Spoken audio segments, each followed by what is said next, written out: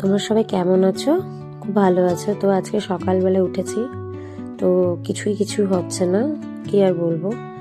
মানে 2026টা পড়ার পর থেকে যাই না, আমার সাথে এত মানে অনেক কিছু প্ল্যান হচ্ছে, হয়তো রেডি হয়ে যাচ্ছে ভালো অনেক কিছু, কিছু না কিছু আটকে যাচ্ছে। প্রচণ্ড মাথা গরম হয়ে যাচ্ছে, আমার মুড অফ হয়ে যাচ্ছে। আর তার মধ্যে তোমার আমার শরীরটা তো এগুলো হয়ে আছে, এই সময়টা তো এমনি টেম্পারেট হয়ে থাকে, ভাল লাগে না শরীরটা। তার মধ্যে কয়দিন ধরে বাবার হয়েছে দাঁতের ব্যথা। এমনি তো শরীর ভালো মন্দ মিলেমিশে সারা বছর চলছে, মানে 2023 সাল থেকে তো আমার সাথে চলছে। তো 24-25টা ভালো মন্দ মিলেমিশেই গেছে। তো ঠাকুরকে বলে আর 26-এ ঠাকুর ভয়ানক বিপদ কিছু দিও না। 26-এ এই যে হলো 18টা দিন, এত কিছু প্ল্যান হচ্ছে, কিছু না কিছু আমার আটকে যাচ্ছে, এত প্রবলেম চলছে না, আর এত রাগ লেগে যাচ্ছে। তো 3 দিন ধরে তোমার শরীরটা ভালো না, জ্বর বাবা। হ্যাঁ, কিন্তু আমার এই অবস্থা, আমি বাইরে বেরোতেই হচ্ছে। তো ওষুধপত্র সবই আনছি, কোনোটাতে কিছু হয়নি। লাস্টে আজকে বাধ্য হয়ে সকালবেলা ভোরবেলায় উঠে ডাক্তারের নাম লিখিয়েছি। কালিয়াগঞ্জে তো তেমন ভালো ডাক্তার থাকে না, রায়গঞ্জে নিয়ে যাচ্ছি। তার মধ্যে বাবার আজকে হিন্দু সম্মেলনের, বাবা যেহেতু প্রেসিডেন্ট, তো বাবার যাওয়ার কথা ছিল কিন্তু নিয়ে যেতে পারিনি, চলে এলাম রায়গঞ্জে। অনেক ডাক্তারই রয়েছে, তার মধ্যে ধরো সিনিয়র উনি। তারপরে তো দাঁত তোলা তো যাবে না, হার্টের পেশেন্ট, এই ওষুধ তো বন্ধ করা যাবে না। তো এই আর কি, ডাক্তারের কাছে নিয়ে গেলাম। আর কি হয় বলো তো, মাথা গরম থাকলে না, তখন কারোর সাথে কথা বলতে তো ইচ্ছে করেই না।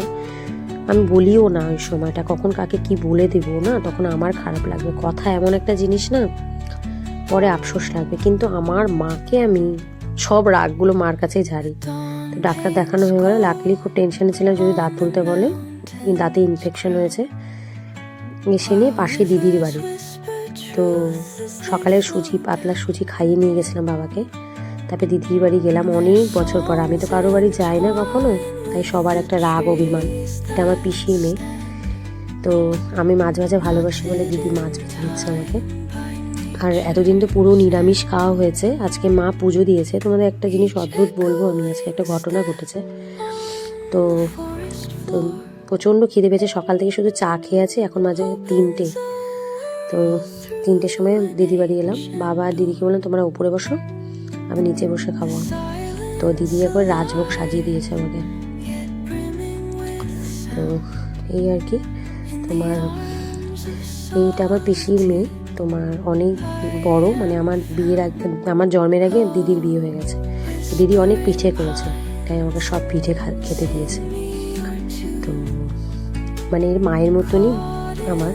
তো দিদি আমার বাড়ি, মানে আমার বাবাকে ভীষণ ভালোবাসে, মানে আমার বাবার কাছেই মানুষ হয়েছে ছোটো থেকে, মানে আসামে পিসির বাড়ি। তো দিদি, দাদা, দিদিভাইকে বাবারা একবার ছোটোবেলায় জন্মের মানে পরপরই নিয়ে এসেছে। তো ঠাম্মার কাছে মানুষ, তাই ঠাম্মার প্রত্যেকটা গুণ পেয়েছে। দিদি অসাধারণ রান্না করে, মানে আমার ঠাম্মা রান্নার রানীমা ছিল, পিঠের রানীমা বলতো সবাই। তো খেয়ে দিয়ে নিয়ে পিঠে খেলাম কিছুক্ষণ পর। তারপরে আমি প্রচণ্ড ঘুমিয়েছি, আমার শরীরটা আর দিচ্ছিল না 3-4 দিন ধরে। ঘুমিয়ে বললাম এই ট্রেনে যাবো। দিদির বাড়ির মুখের মধ্যেই ট্রেনের স্টেশনের মাঝে দিদির বাড়ি। তো স্টেশনটা গেলাম, তো বাবাকে নিয়ে যে দিদি আগাচ্ছে।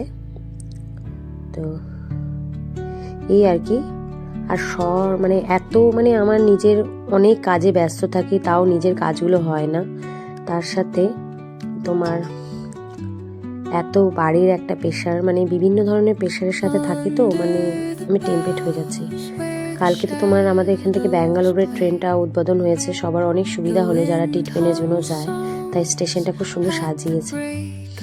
তো এই যে ট্রেন ঢুকে গেছে, এই ট্রেনটা তোমার কুলিক এক্সপ্রেস, এটাতে আমি তোমার শান্তিনিকেতনে যাই। তো তাই আর কি, অনেক দিন ধরে অনেক প্ল্যান চলছে, এটা করবো ওটা করবো, অনেক কিছু আমার কাজ বাকি। দেখো এই যে তোমাদের বললাম একটা জিনিস দেখাবো, হাটটা আজকে মা এগুলো, মানে এখন একটা কাকু, উনি অনেক অভিজ্ঞ, উনি পক্স বলছে, তাই সেটা মেনেই আমি চলছি। বাড়িতে মা বলছে না কাকু বলেছে যখন, ওটা তো পক্স হয়েছে, এখানে বলেছে স্কিন প্রবলেম।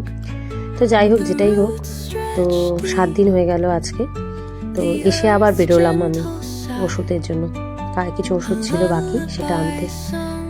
তোমার মন্দির বন্ধ হয়ে গেছে। তো মানে ঠাকুর, আমি না মানে ঠাকুর নিয়ে কখনো মজা করি না, যে যাকে বিশ্বাস করে কি করে, আমি কিন্তু ভীষণ বিশ্বাসী করি, মানে তারা আছে বলে আমার শক্তি মনে করি। যাই হোক, দেখো সকালবেলা তোমাদের হাটটা দেখালাম, আর এখন হাটটা দেখো। তো আজকে আমি প্রায় মানে 10-12 দিন পর মাছ খেলাম। হাটটা কেন দেখাচ্ছি কি বলতো, সে আজকে মাকে বলেছিলাম, মা আমি মাছ মুখে দেবো, তুমি দিদিবাড়িতে নিশ্চয়ই জানি মাছ খাওয়াবে। আর হয়েও গেছে আমার অনেকদিন, কেন আমার বিভিন্ন কাজে যাই, তো মাকে বলেছিলাম তুমি আজকে ঠাকুরকে পুজো দিয়ে এসো। তাই শীতলা মায়ের জিনিস যেহেতু এটাকে বলা হয়, তো মা পুজো দিয়ে আমাকে ফোন করেছিল, তারপরে আমি খেলাম।